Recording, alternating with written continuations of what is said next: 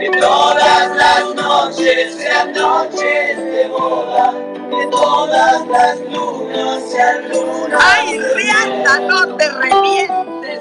Bueno, estamos arrancando como siempre con Noches de Boda. ¿Cómo andás, Romy? Hoy no estamos juntos. Qué cosa loca escucharte así, y no reírme mientras te veo hablar. Escúchame, qué tremendo. Bueno, hoy estamos separados con Romy, yo estoy en Mercedes, ella está en Pergamino, pero bueno, acá estamos como los segundos viernes de cada mes, arrancando el Space Cívico. Mi nombre es Agustín Bertuzzi. Por acá Romina Braga habla. Y estamos en el Space Cívico, el lugar donde se encuentran todas las voces de la coalición Cívica ARI. Así es, con el cuarto momento que estamos compartiendo juntos, venimos de repasar cada vez que nos encontramos momentos del mes. Y este mes realmente tenemos un montón de invitados. No. Tremendo el programa que tenemos hoy. Pero antes te quiero preguntar cómo andás, Romy, porque como no estamos juntos, no pudimos charlar previamente. Así que nada, vos estás bien, contá un poco qué andás haciendo. Les cuento todo. Obvio, además, sí, lo socializamos. Lo socializamos porque nosotros somos así, chicos. Esto es totalmente público. No, con Agus siempre nos juntamos antes y nos ponemos al día. Hoy yo estoy desde el local de la Coalición Cívica de Pergamino. Si alguno tiene ganas de pasar por acá, tiro el chivo porque puedo. Ah, claro.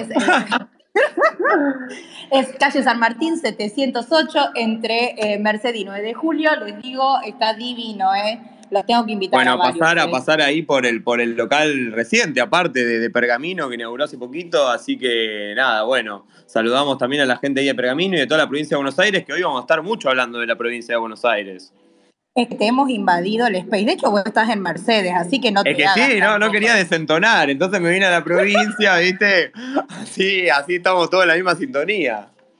Escúchame, Agus, tiremos un tip de qué tenemos hoy. Bueno, hoy, ahora, enseguida, ya la veo ahí conectada, así que enseguida vamos a tener a Marcela Campagnoli, diputada nacional de la Coalición Cívica ARI, y vamos a estar hablando, bueno, obviamente de actualidad, pero también sobre salud mental. Después vamos a estar con Andrés de Leo, senador provincial por Buenos Aires. Después vamos a abordar temas de economía con Mati Surt y Lucy Laleman. Y por último, invitado especial a las 19:50. ¿A quién tenemos?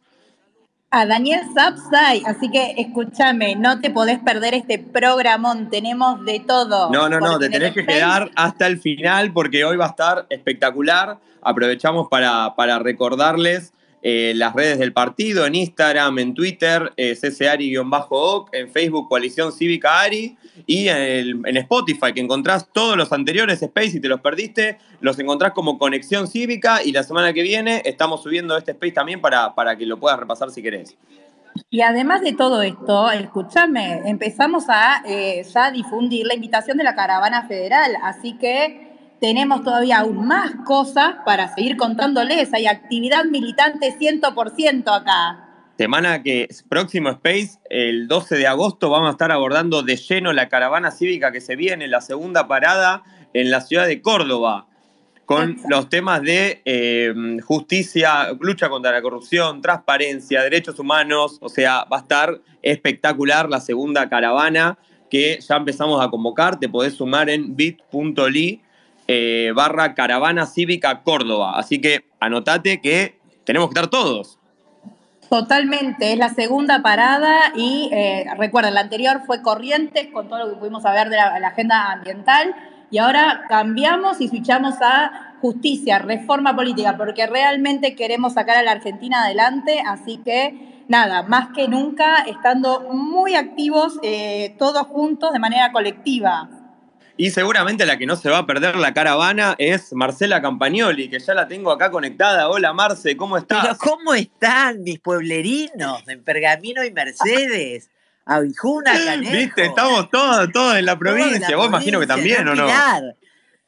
Hoy, bueno, claro. Escúchame, dame la provincia de Buenos Aires entera, estamos acá, presentes. Estamos todos los lugareños.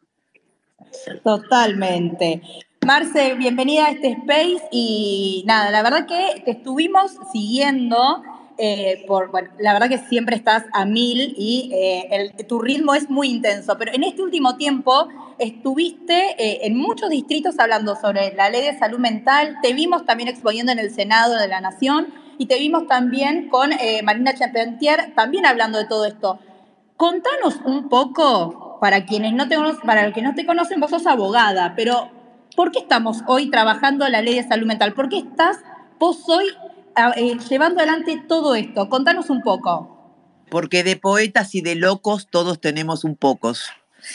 Bueno, mira, a mí, como bien dijiste, soy abogada, no tengo hermanos ni tíos médicos, pero cuando fue el año pasado el episodio de Chano, que tuvo un brote y un policía le disparó, y a los pocos días un policía de la ciudad de Buenos Aires fue acuchillado en las puertas del Malva por una persona que debió haber estado con tratamiento y no lo estaba. Empecé a escuchar por televisión a distintos especialistas que hablaban sobre el tema y bueno, en mi despacho yo tengo todos los y las colaboradoras de mi despacho, son muy proactivas, entonces empezamos a investigar el tema, pudimos conseguir el teléfono de varios especialistas que habían aparecido por los medios, ellos nos derivaron también con otros, y bueno, y fuimos trabajando 4 meses en qué es lo que ellos veían que la actual ley, que ya tiene 11 años de salud mental, tenía de falencias, ¿no? Entre ellas, la primera es la definición. El primer artículo, cuando vos redactás una ley, es importante tener claro el espectro de a quién abarca esa ley. Bueno, esta ley dice que es para aquellos que tienen padecimiento mental. Padecimiento mental es una referencia muy poco certera, porque yo puedo tener un padecimiento mental cuando mi hijo llega tarde a la madrugada, pero lo que nosotros establecimos es que es necesario tener la clasificación que hace la Organización Mundial de la Salud, que en su capítulo 5 de enfermedades habla de los trastornos mentales y del comportamiento, ¿no? Entonces, por lo pronto, definir quién es el sujeto al que abarca. Por el otro, ver el tema de las internaciones involuntarias. Esta ley es la ley de salud mental y adicciones. Una persona que está tomada por una sustancia o que está atravesando un brote psicótico porque sufre una esquizofrenia aguda, no puede decidir por sí en ese momento. Entonces es necesario que el especialista que la sigue, que el familiar que lo asiste, pueda tomar decisiones por él en ese momento, porque esta ley solo habla de riesgo cierto y inminente. Y tal vez en ese momento el riesgo no es cierto. Pero yo estuve investigando bastante el tema, ¿no? Y hay una escala que se hace para establecer una escala de riesgo para intentos de suicidio, que te da un montón de pautas que el especialista tiene que evaluar y que si esas pautas suman, 0 es que no tiene riesgo, 1 es que tiene riesgo en ese punto, como ser, por ejemplo, si vive solo, si está medicado, si abusa de alcohol, si abusa de sustancias, es decir, distintas preguntas que hace esa escala, te determina si esa persona tiene un riesgo. Entonces, no siempre se puede evaluar en el momento y se hace falta un abordaje específico por un especialista. Y en el equipo interdisciplinario que crea esta ley, que a mí me parece muy bien que haya un equipo interdisciplinario porque siempre las distintas miradas enriquecen. Ese equipo interdisciplinario está compuesto por un enfermero, un asistente social, un profesor de educación física, un psicólogo, un terapista ocupacional y un psiquiatra. Pero el único que es médico, el único que puede diagnosticar si vos estás atravesando un cuadro clínico que te puede haber despertado ese brote, el único que puede medicar de todo ese equipo interdisciplinario es el médico psiquiatra. Y ahí está como un mero colaborador. Entonces, ¿qué es lo que está pasando desde que está en vigencia esta ley? La mayoría de los psiquiatras sienten que esta ley los empuja a que queden como, se los acuse como una privación ilegítima de la libertad si deciden internar a alguien. Y se ha reducido muchísimo la matrícula de especialistas, de psiquiatras, a raíz de esta ley, porque los pone como un mero colaborador, les carga las tintas diciendo, es raro que una ley diga que la medicación solamente tiene que ser para uso terapéutico y no puede ser utilizada como castigo. Rarísimo que una ley diga una cosa así, es como que quieren estigmatizar, digamos, o señalar a los psiquiatras como torturadores, ¿no? Entonces, bueno, es importante que tengamos especialistas en todas las ramas, ¿no? Y esta ley además prohíbe las internaciones en institutos neuropsiquiátricos, en lo que se llama monovalentes. Es más, dice que todos los institutos que existan a la fecha, públicos o privados, tienen que ser desarticulados, desmantelados, y las personas tienen que ser internadas en un hospital general. En un hospital general están internados horizontalmente los enfermos. ¿Por qué? Porque tenés un infartado, una persona que se operó, una persona que está con una crisis aguda de abdomen, es decir, distintas cuestiones que hacen que el enfermo esté en cama, internado, horizontal. El enfermo mental o el adicto también son enfermos verticales, no son enfermos horizontales. Son personas que necesitan estar en movimiento, que necesitan del espacio, que necesitan moverse. Es parte de su terapia el movimiento. Entonces, ¿vos cómo hacés para tener al lado de un infartado internado a un enfermo con un trastorno mental o con una adicción? Tenés que atarlo a la cama o tenés que medicarlo muchísimo para que esté quieto.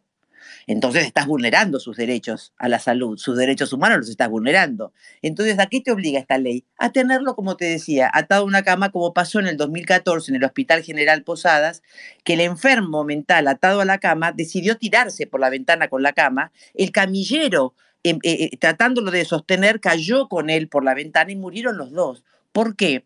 Porque los hospitales generales no tienen personal especializado para tratar a una persona con un trastorno mental que tiene una fuerza increíble en el momento que está en el brote psicótico.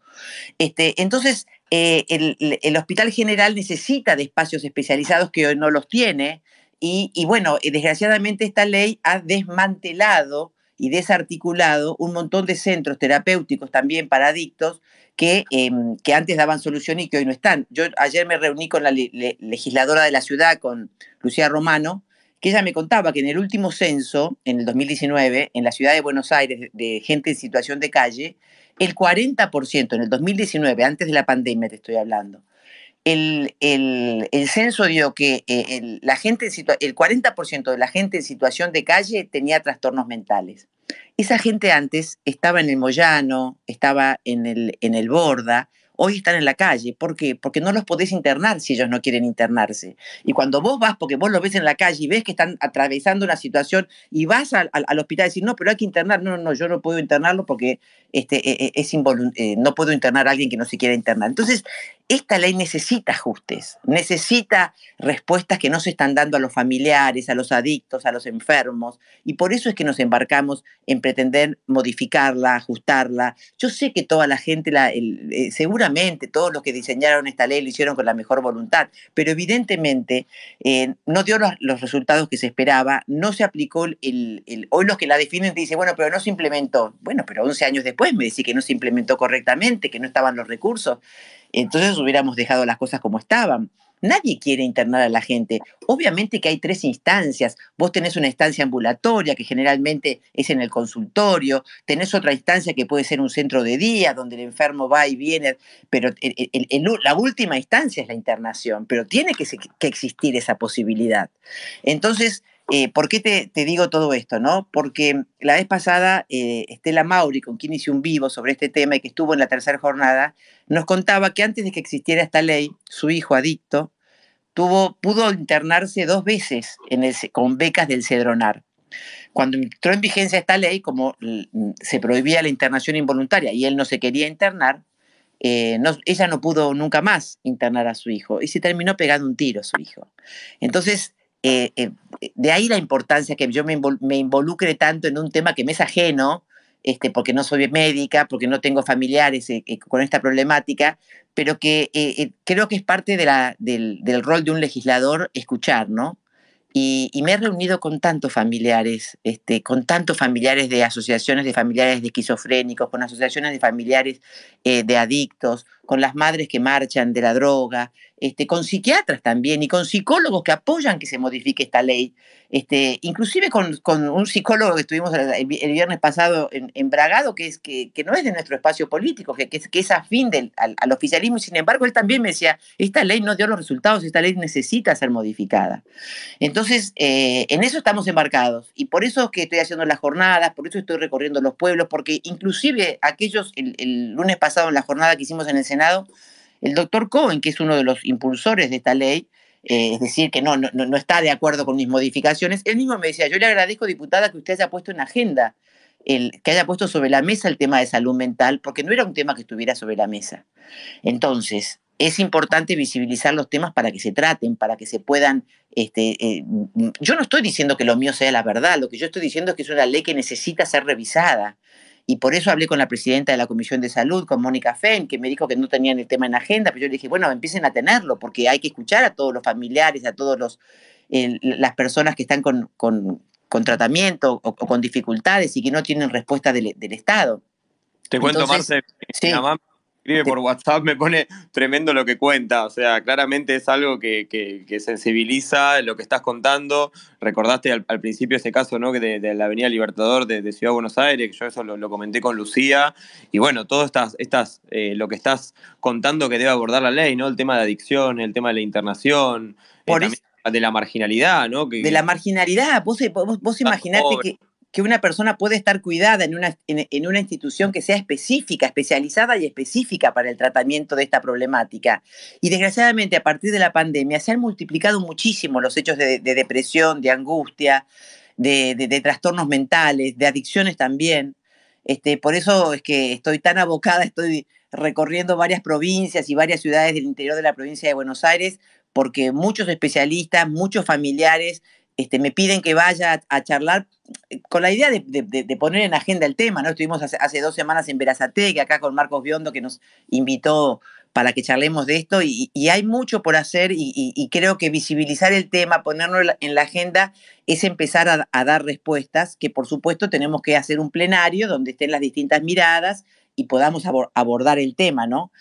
Por eso es que yo en la ley propongo también la capacitación para familiares y para fuerzas de seguridad, porque seguramente si el cabo Roldán hubiera tenido una capacitación en cómo comportarse con un enfermo mental, hubiera sabido qué palabra no decir, qué movimiento no hacer para evitar ser apuñalado como fue apuñalado, pobrecito. Y lo mismo aquel policía que le disparó a Chano. Y también los familiares necesitan capacitación. El otro día en la jornada un ingeniero que tiene una hija esquizofrénica decía, nosotros no sabemos cómo comportarnos a veces cuando están en medio del brote, que tienen una fuerza increíble y que cuando vos llamás a la emergencia para que vengan a auxiliarte, no te dicen, no, nosotros tráigalo usted porque nosotros no podemos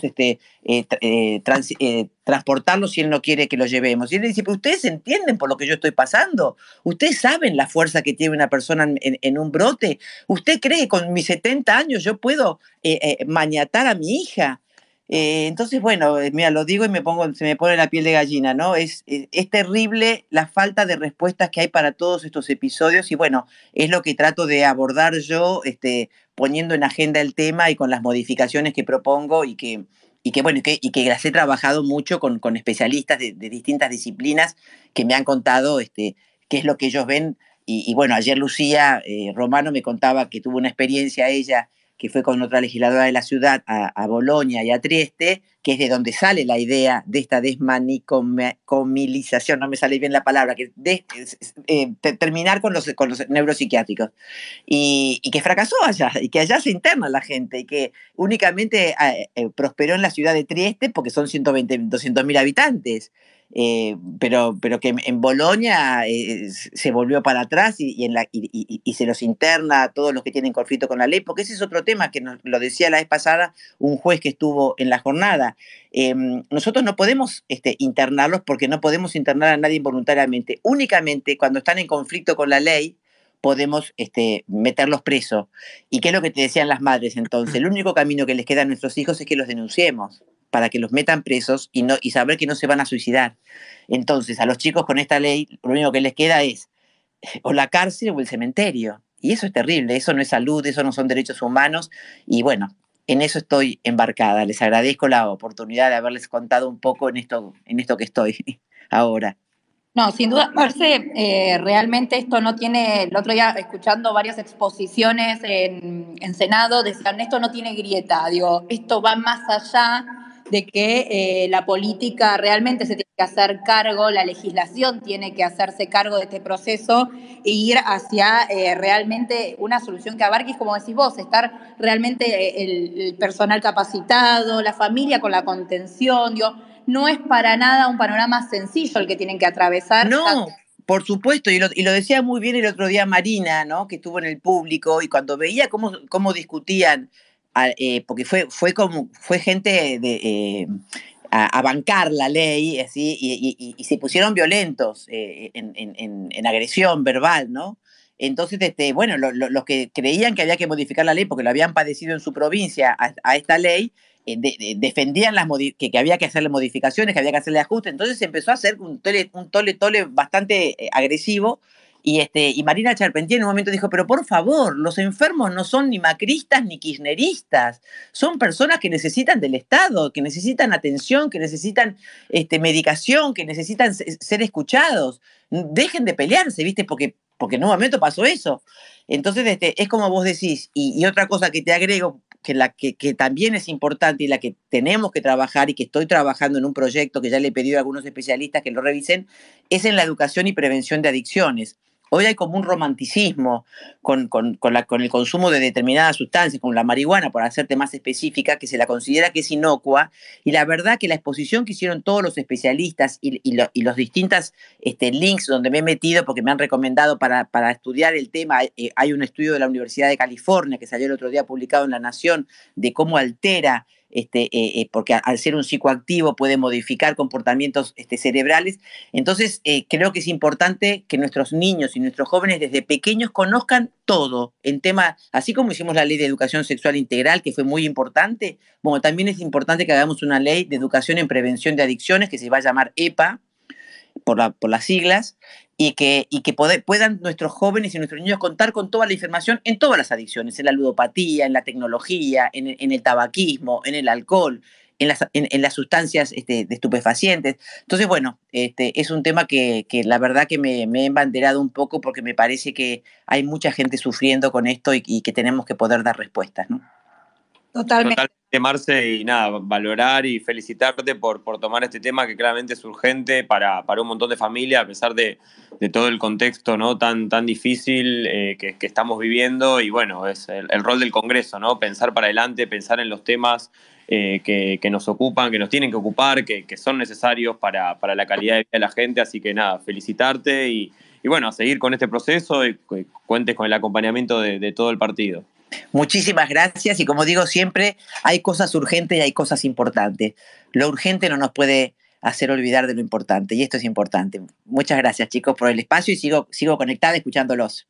Por favor, Marce, seguí escuchándonos porque hoy tenemos de todo. Recuerden que el Space Cívico es la voz de la coalición cívica de todo el país. Tenemos compañeros a lo largo y a lo ancho. Hoy sí tenemos mucha presencia bonaerense, pero recuerden que 19:50 tenemos a Daniel Sapsay también, nuestro invitado especial.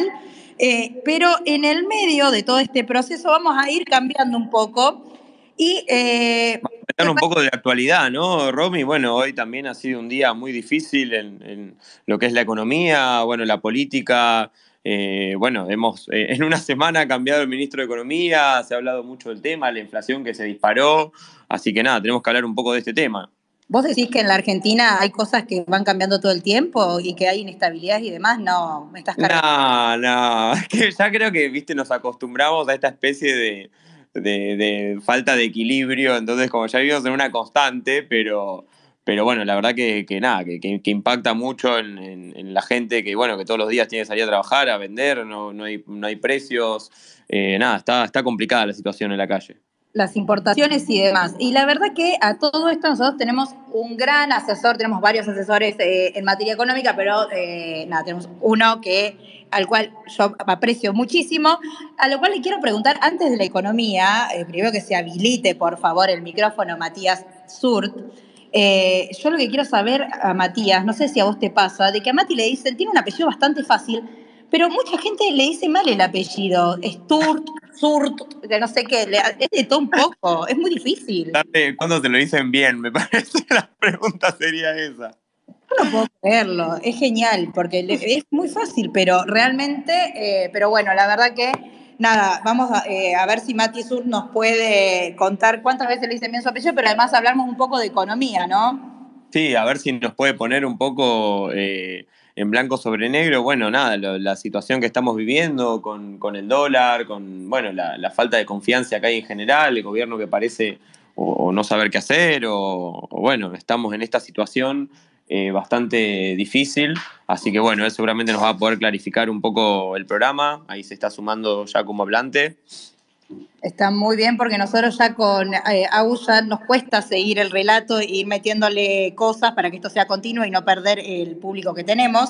Así que dice Sur que no le activa el micrófono, así que sigamos charlando. No, igual de todos modos les digo una cuestión, chicos. Mati Sur también participó en el proyecto que hablamos en el anterior Space, que tiene que ver con todo el proyecto de reforma productiva que impulsó la coalición cívica en el Congreso Nacional, así que también ha estado muy presente en todas estas cuestiones que vamos trabajando como Partido Nacional, así que tenemos ahí a un gran militante y asesor que nos ayuda y nos colabora en toda esa área.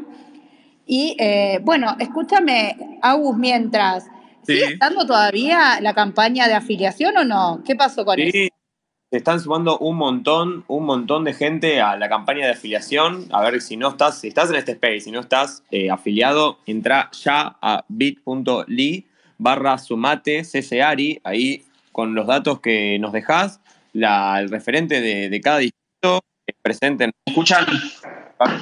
Para que te afiles. Bueno, acá tenemos a Sur, toda la mano. Perdón, no sé qué pasaba, la aplicación me decía que no le habilitaba el micrófono, no sé qué problema, pero ya estoy. No te hagas tema, ya escuchamos perfecto. Buenísimo. Y bueno, nada. Y respondiendo a su pregunta, creo que es la primera vez que me dicen Sur. ¡Vamos! Es la primera vez. Bueno. Una buena para los administradores de Space, a que sepamos decir tu apellido. No es tan difícil, pero se ve que hay algo que nos switchea mal. No, es muy fácil, pero la gente pasa la T del final, la pone entre la S y la U del principio, no sé por qué, pero bueno. Bueno, pero escúchame, a ver, en economía, ¿están haciendo más o menos lo mismo que con tu apellido? Sí. Contanos un poco. No, sí, la verdad es que los escuchaba recién en la introducción.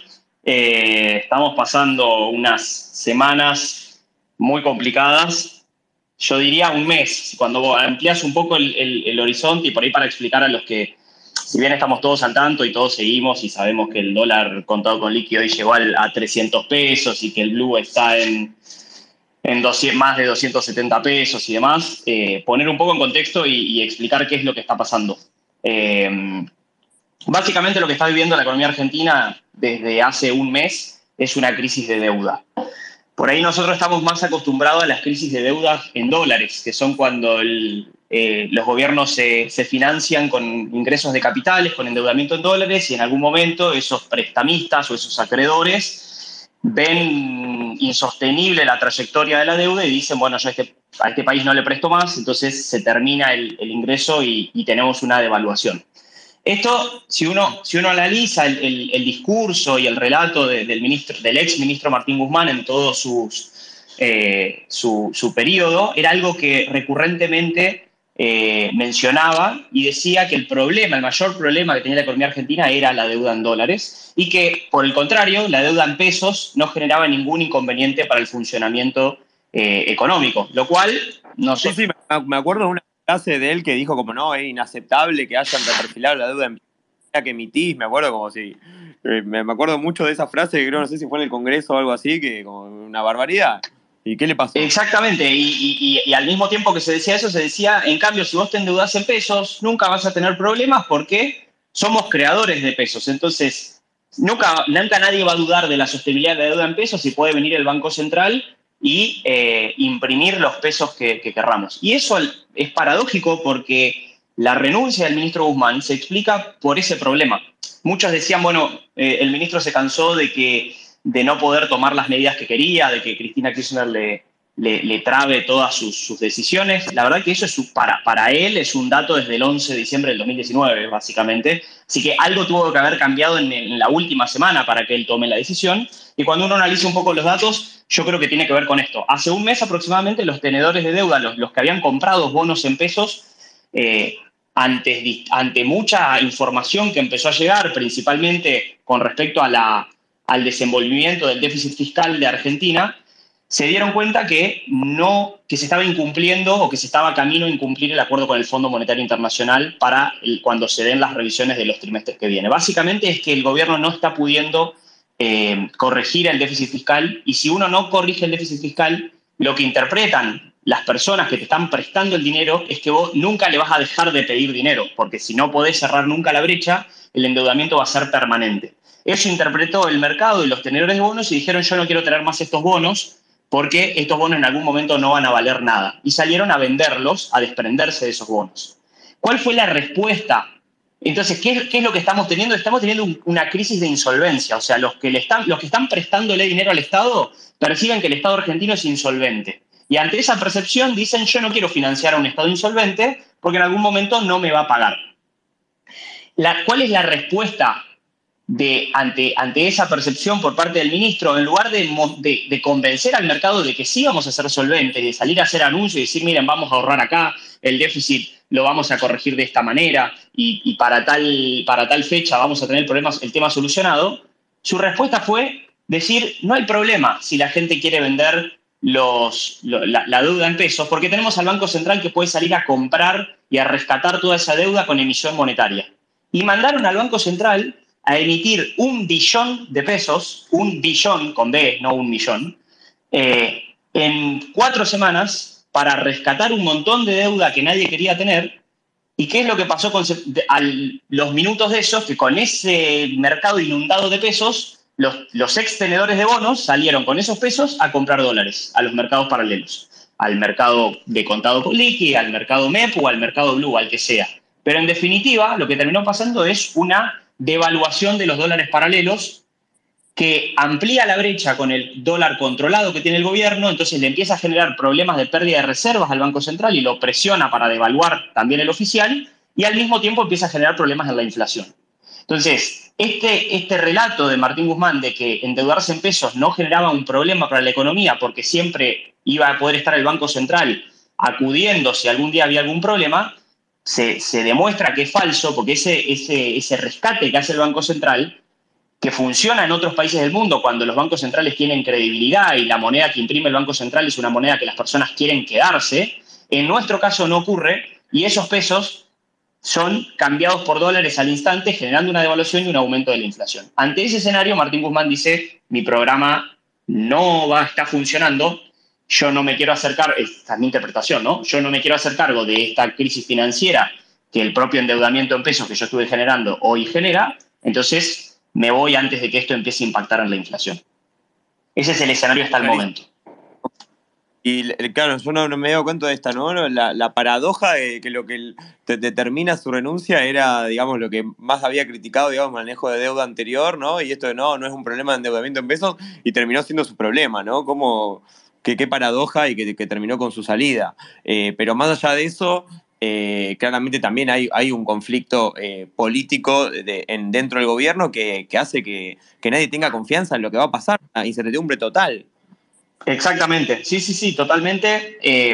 Y ahí a eso, digamos, le sumamos la respuesta del gobierno. En primer lugar, la incertidumbre es generada porque evidentemente la salida de Martín Guzmán del ministerio fue más allá de que sabíamos que en algún momento podía pasar por cómo venían las tensiones políticas internas y demás. Lo que demuestra es que hayan demorado más de un día en encontrar un nuevo candidato para ocupar el lugar es que realmente no era algo esperado, porque si hubiera sido algo esperado hubieran tenido algún nombre esperando para reemplazarlo. Entonces eso sumó incertidumbre a todo el proceso que se estaba dando, y lo que termina de sumar incertidumbre, y por lo cual el dólar sigue subiendo ya cuando tenemos una nueva ministra en ejercicio, es que la ministra hasta el momento no pudo hacer un solo anuncio. O sea, dio un par de entrevistas y de declaraciones en radio y en televisión, pero no hay ninguna respuesta real por parte del gobierno de decir: che, estamos enfrentando una crisis de deuda, quienes nos financiaban hasta el momento no nos quieren seguir financiando,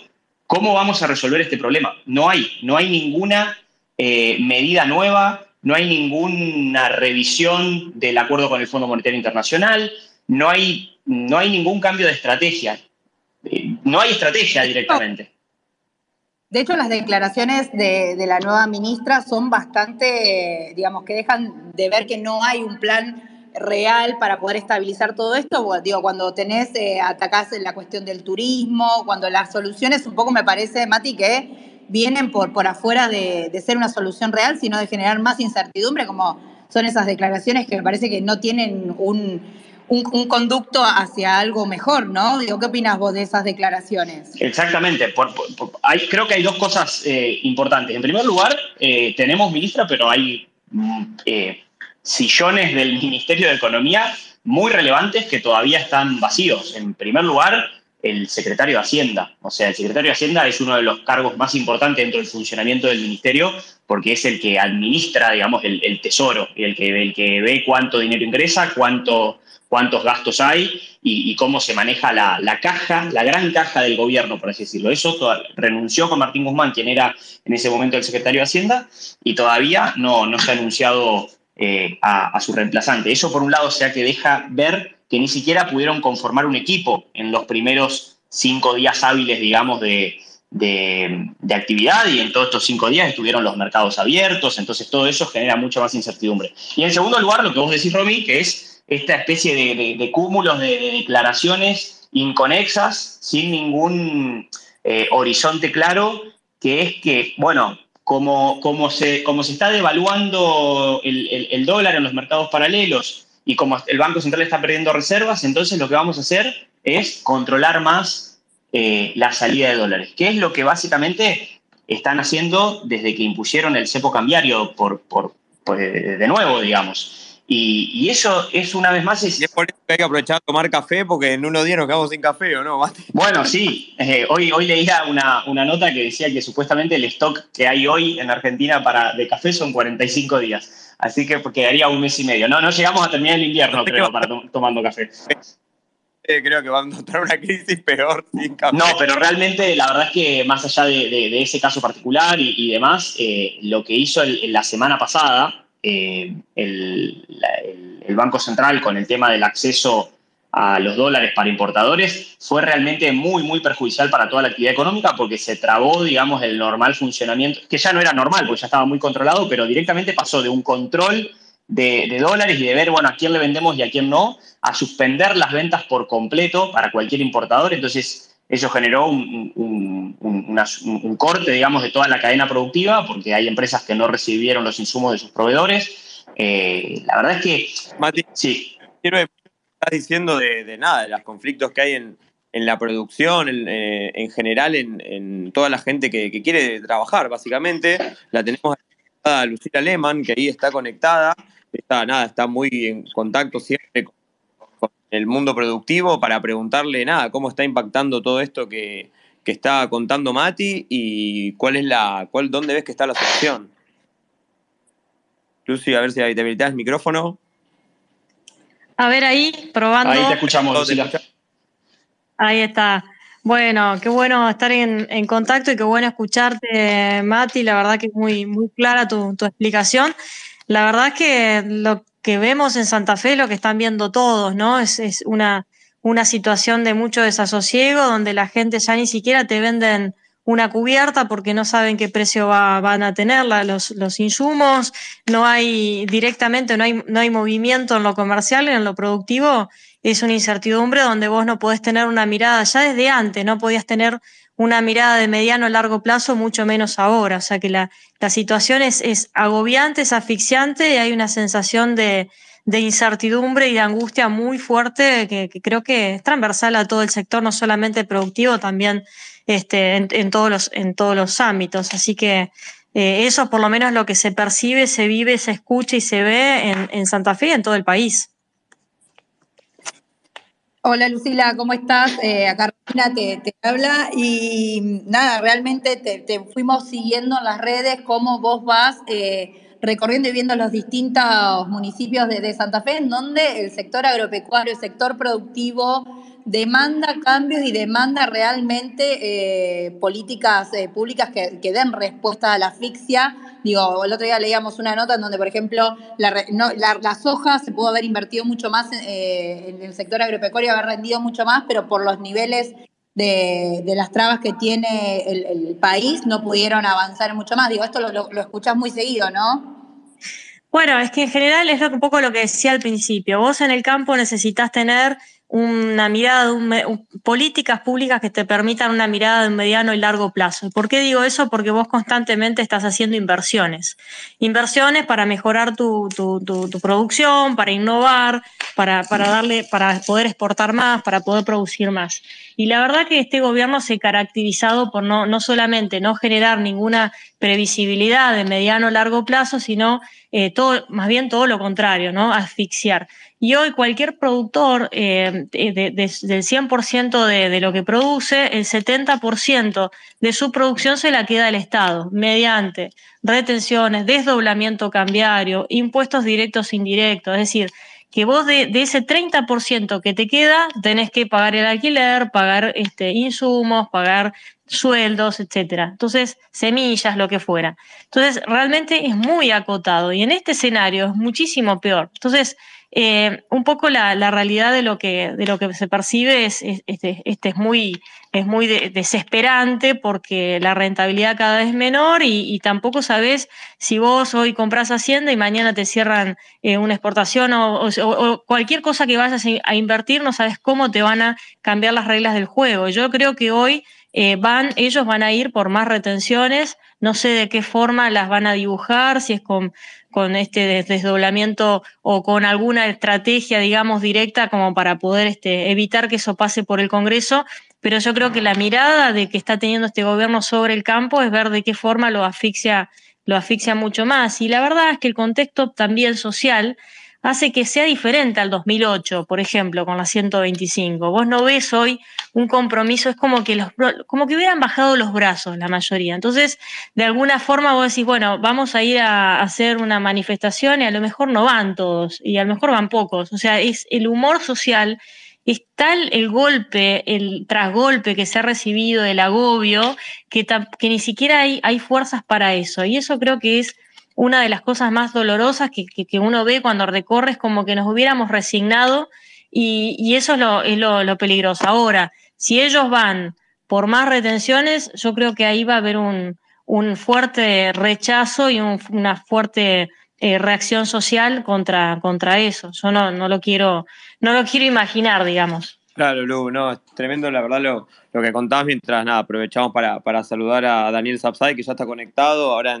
enseguida ya vamos a estar con él, y nada, Lucila, de terminar con vos preguntándote, bueno, cuando hablas con la gente, ¿cómo evitás, digamos, que caigan en esta especie de, bueno, ya me rendí, ya no quiero saber más nada, mientras, nada, día a día también vemos un montón seguramente de estos hijos de productores, y bueno, en general, amigos que se van y dicen, ya está, la Argentina no va para más. ¿Cómo haces para decirle que no bajen los brazos? Sí, no, y además que estamos hablando de temas que son de coyuntura, que son los que golpean en el pecho, como el tema de la inflación, de la cuestión económica, que hoy la vemos muy latente, pero hay otros problemas, por lo menos en Santa Fe, que son mucho más serios, tal vez porque tienen que ver con la vida de la gente, que es la inseguridad que se está viviendo en la provincia, y frente a eso es la misma, ¿no? Porque vos ves gente que les matan los hijos, mujeres embarazadas que son baleadas, lo que se está viviendo en Santa Fe en materia de narcotráfico e inseguridad es terrible. Entonces, es todo un combo, digamos, donde ya la gente ni siquiera tiene la tranquilidad de poder salir de su casa.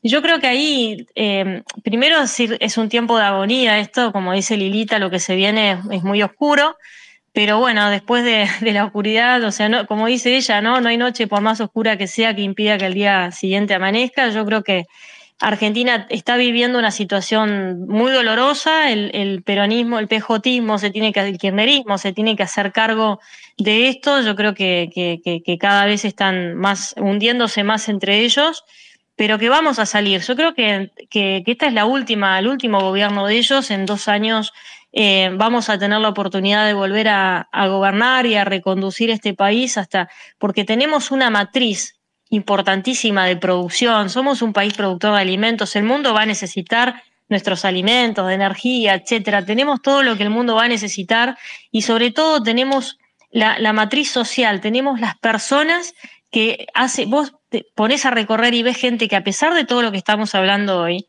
mañana se levantan y están pensando en cómo hacer crecer un poco más digamos, su negocio. Es decir, no es que están todos angustiados. Hay gente, la mayoría le sigue poniendo el pecho. Yo creo que son héroes y yo creo que esta situación va a pasar y esa matriz social de laburo, de mirada, de producir, de tratar de seguir adelante a pesar de las vicisitudes, de todas las crisis que hemos pasado, esta va a ser la última. Esta va a ser la última y se va a terminar ese ciclo de políticas y de gobiernos que nos fueron llevando a ese mismo círculo vicioso de nunca poder salir adelante, que vamos a tener la oportunidad de volver a gobernar y de poner este país en marcha de nuevo con lo que sabemos hacer, que es trabajar, producir y exportar, y que vamos a tener la oportunidad de dejar esto como una historia más y dejar el kirchnerismo y toda la runfla que nos ha llevado y nos pretende llevar a una situación similar a la venezolana, que ayer ponía en un tuit cuando mencionaban hoy lo del café, tantas cosas que estamos naturalizando, ¿no? Que no haya café. Cuando vos te pones a comparar qué pasó en Venezuela, y todo esto ya pasó, que no haya papel higiénico, que no haya gasoil, que no haya... Todo esto ya lo vivieron y nosotros lo estamos viviendo ahora.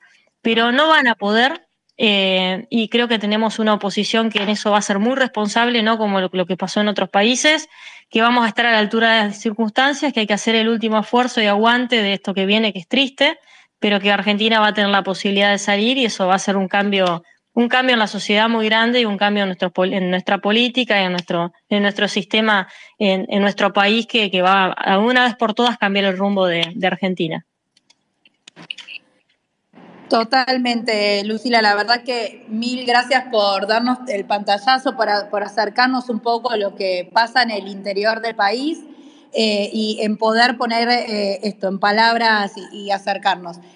Damos también ahora la bienvenida a Andrés de Leo, senador provincial, presidente de la coalición cívica de la provincia de Buenos Aires, porque también tenemos ahí para charlar bastante. Hola Andrés, ¿cómo estás?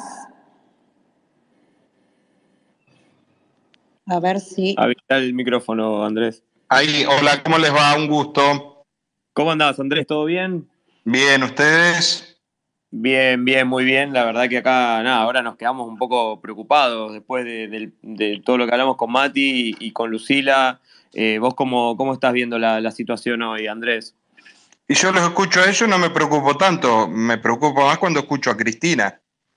Tienes razón. Que parece que vive en otro planeta. No, a ver, el tema es que la irresponsabilidad del gobierno es lo que está llevando a esta situación angustiante. Yo escuché el profundo y fino análisis económico que hizo Matías y coincido. Creo que Guzmán, a Guzmán por ahí de pronto uno le convalidó el haber avanzado en la renegociación de la deuda con el fondo, con los privados, pero nunca tuvo un plan económico, nunca tuvo algo serio y de pronto creo que se congració con gran parte de la sociedad, era porque lo atacaba a Cristina, pero en realidad Guzmán no estaba a la altura de las circunstancias y su renuncia intempestiva, irresponsable, creo que lo pone en ese lugar. Pero de todas maneras, me parece que aquí tenemos que evaluar que hubo una matriz política que nació mal, y lo que nace mal difícilmente termine bien. Esto nació con una anomalía. La anomalía es que la vicepresidente eligió al presidente. Esto no se ha visto en ningún lugar del mundo.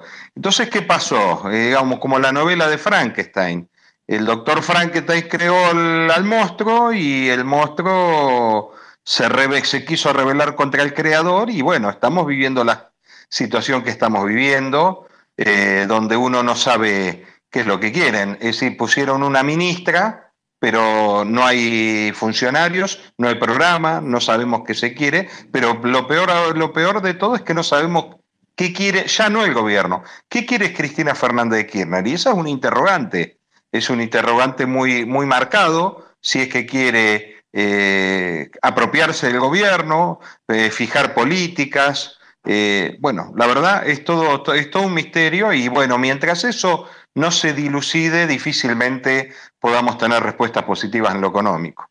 por cómo la escuché hoy, Andrés, nada, pienso que la impresión que me dio a mí, ¿no? Es esa, ¿no? De una Cristina como queriéndose poner en la espalda del gobierno y diciendo, contando qué era lo que tenía que hacer. Y bueno, no sorprende que eran como medidas todavía más emisivas y que es claramente lo que nos trajo en esta desconfianza hoy el gobierno, que ya ni siquiera puede controlar la deuda en la moneda que hicimos, un peso totalmente devaluado.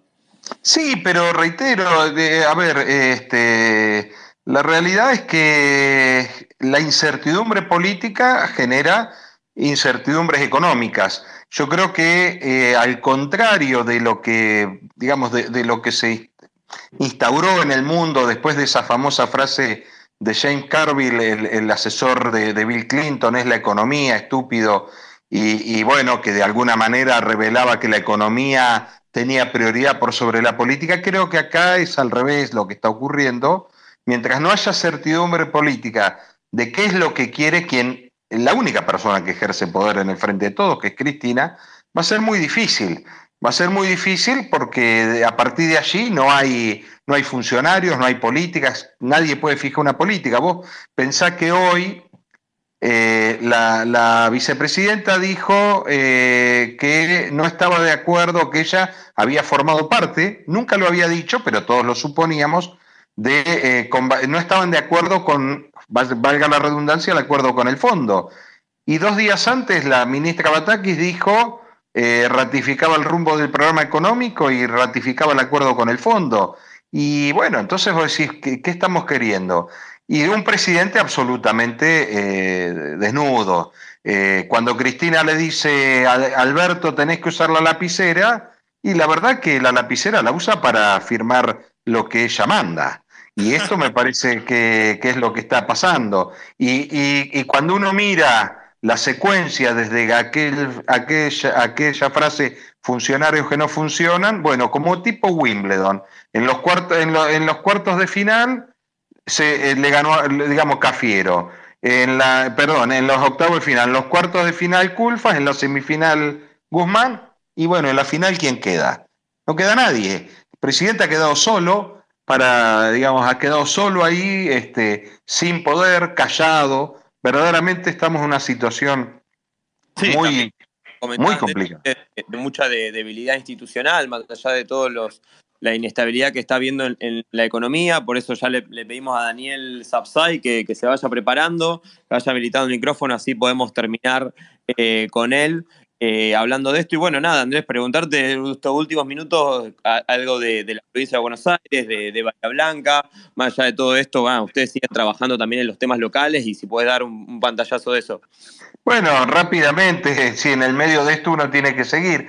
Mirá, estamos trabajando en la provincia de Buenos Aires desde la coalición, más allá de lo político, estamos trabajando en una agenda marcada que tiene que ver con transparencia. Hubo un proyecto de Victoria Borrego muy interesante vinculado a la necesidad de que los municipios, para recibir ATNs del Estado Nacional, tengan que cumplir con determinados requisitos. Eso sirvió de inspiración para un proyecto que presentamos en la provincia de Buenos Aires, en la cual los municipios, para poder recibir ayuda del Tesoro Nacional, nosotros pedimos que cumplan, que se inscriban en un plan de transparencia municipal, y en la cual cumplan con 5 requisitos que la coalición cívica viene bregando hace mucho tiempo.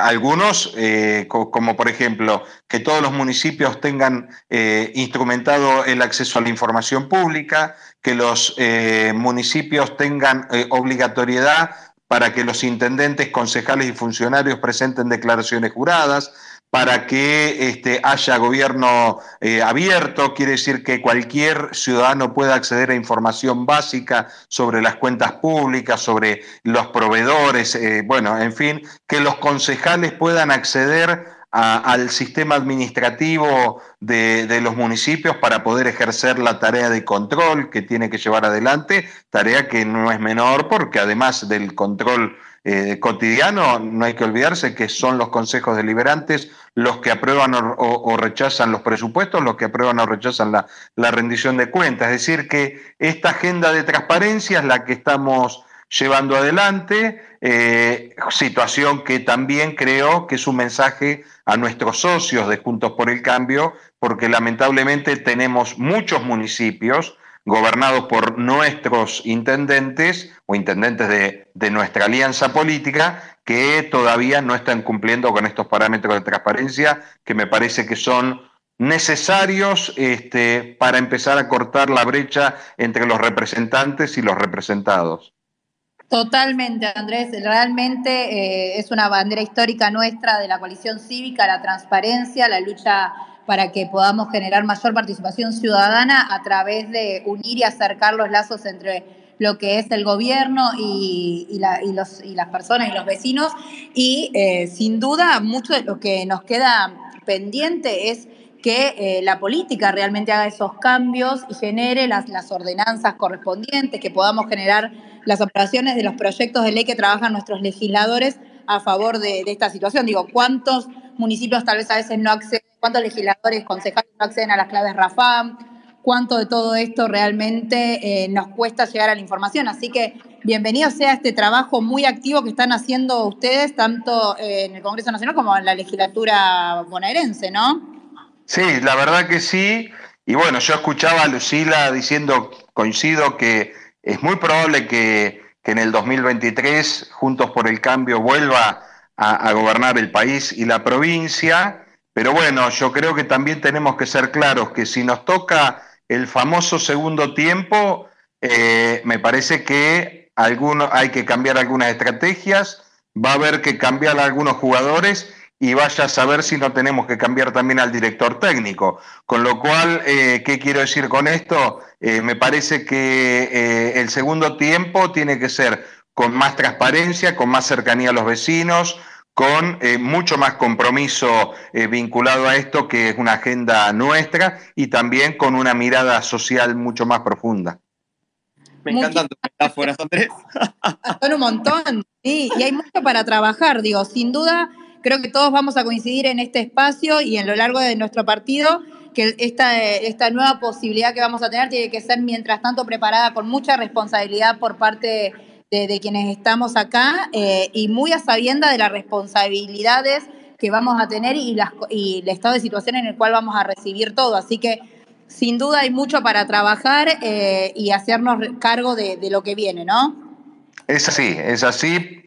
Hay que hacerse cargo de lo que viene y también creo que hay que estar muy cuidadosos con el presente, porque, bueno, ustedes ahora lo vamos a escuchar seguramente al doctor Sapsay, pero si hay algo que el peronismo, sin estigmatización a muchos peronistas, porque nuestro espacio cuenta con peronistas, pero digo, si hay algo que ha caracterizado a la matriz de los distintos gobiernos, es que han transformado sus crisis políticas primero en crisis de gobierno y después muchas veces en crisis institucional. Ojalá, nosotros tenemos que exhortar que esto no ocurra, pero bueno, es un riesgo que lamentablemente hay que estar evaluando.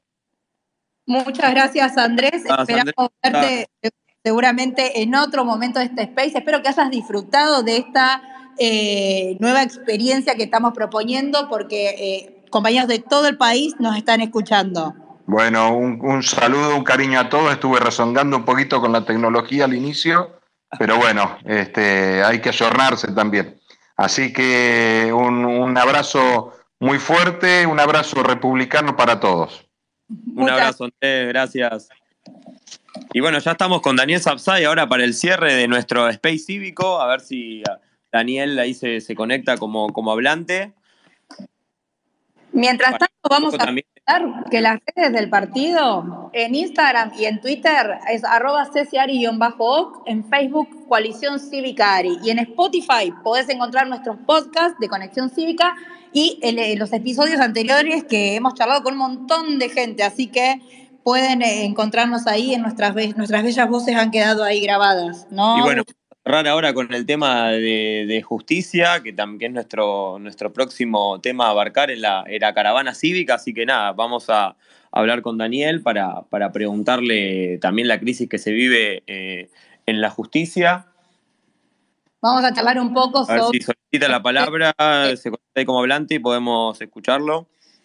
Vamos a charlar un poco sobre el proyecto que impulsó el gobierno para ampliar la Corte Suprema a 25 miembros. Digo, ahí creo que tenemos bastante para charlar y que nos pueda contar Daniel qué es lo que él ve en este proyecto y cómo ve el panorama de la justicia, ¿no? Sí, a ver, Daniel, ¿estás por ahí? Daniel.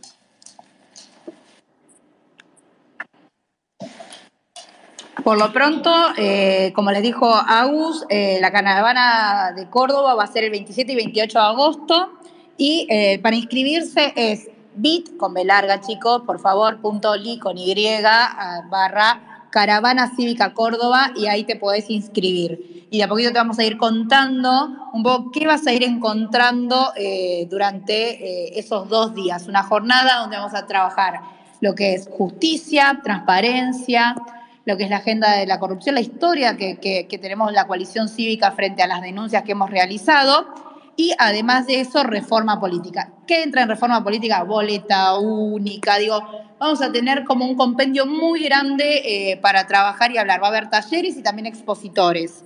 No, tengo una manija, Romy, tengo una manija ya, decir que falta un montón, pero ya estoy re manija de la caravana, como deben estar varios compañeros que nada, que ya se están inscribiendo, como dijo Romy ahí, bit.ly barra Caravana Cívica Córdoba, si todavía no te inscribiste, nada, apurate y sumate. Mira, yo creo que lo que podemos hacer, a ver, porque creo que Daniel se nos fue en este momento. Lo que podemos hacer, propongo que arranquemos a ver si lo podemos conseguir para el próximo Space, que es el 12 de agosto, para poder hablar de la agenda bien de justicia de una manera más larga y contundente. ¿Qué decís? No, me encantó. Hacemos ya la previa, bien manijas, 2 semanas antes, ya empezando a hablar de justicia, que nada, que es un tema que siempre se ocupó la coalición cívica. Como decías, también, nada, estos intentos permanentes del oficialismo, ahora de tratar de aprobar esta ley de modificación de la Corte Suprema, la modificación de la justicia federal. Nada, son temas que también nos preocupan mucho y nuestros diputados trabajan un montón, que seguramente muchos van a estar en la caravana cívica hablando de todos estos temas, así que nada, me encantó esa idea, lo dejamos para la próxima y bueno, vamos ya cerrando este space, Romy. Buenas noches, nada, un placer como siempre estar con vos y con todos los compañeros de la coalición cívica. Muchas gracias a ustedes por habernos escuchado. Recuerden que los segundos viernes de cada mes nos encuentran a Agus y a mí. La próxima, Agus, va a ser más divertido si nos juntamos, porque es más inquieto esta cuestión de dos coadministradores. No, pero nada, un placer enorme, chicos. Nos estamos viendo y recuerden, el Space Cívico es un lugar donde encuentran todas las voces de la coalición cívica. Nos vemos el 12 de agosto.